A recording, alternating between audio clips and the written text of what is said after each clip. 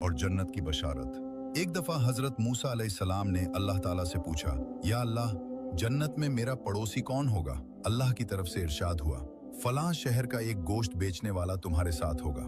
हजरत मूसा अलैहिस्सलाम ये सुनकर बहुत हैरान हुए कि एक पैगंबर का साथी एक मामूली कसाई कैसे हो सकता है। आप इसी जुस्तजू में उस कसाई की तलाश में निकल पड़े। वहां जाकर देखा तो वो शख्स अपनी दुकान पर गोश्त बेचने में मसरूफ था। हजरत मूसा अलैहिस्सलाम उसके पास बैठ गए। जब उसने अपना काम खत्म किया तो गोश्त का एक टुकड़ा कपड़े में लपेटा और घर की तरफ चल दिया। हजरत मूसा अलैहिस्सलाम भी उसके पीछे चल दिए। उसके बारे में मजीद जानने के लिए उसके घर बतौर मेहमान जाने की इजाजत मांगी, जो उसने खुशी से दे दी। घर पहुंचकर कस्साब ने सबसे पहले वो गोश्त पकाया, फिर रोटी पकाकर उसके छोटे छोटे टुकड़े शोरबे में नरम किए ताकि वो बिल्कुल मुलायम हो जाएं। फिर वो दूसरे कमरे में गया जहां एक बूढ़ी और कमजोर खातून बिस्तर पर लेटी हुई थी।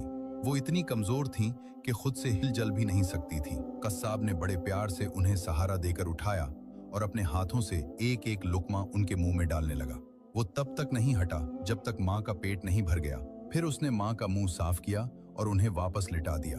उस वक्त बूढ़ी माँ ने कस्साब के कान में कुछ कहा, जिसे सुनकर कस्साब मुस्कुरा दिया और कमरे से बाहर आ गया। हजरत मूसा अलैहिस्सलाम ये सब खामोशी से देख रहे थे। आपने पूछा, ए अल्लाह के बंदे, ये बूढ़ी औरत कौन है और उसने तुम्हारे कान में ऐसा क्या कहा जिस पर तुम मुस्कुरा दिए? कस्साब बोला, ये मेरी माँ है।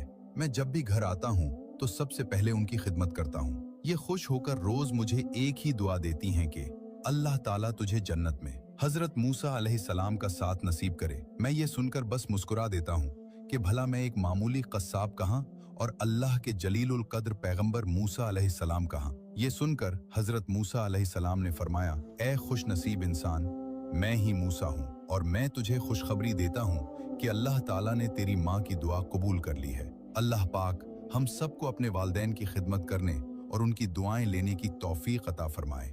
आमीन।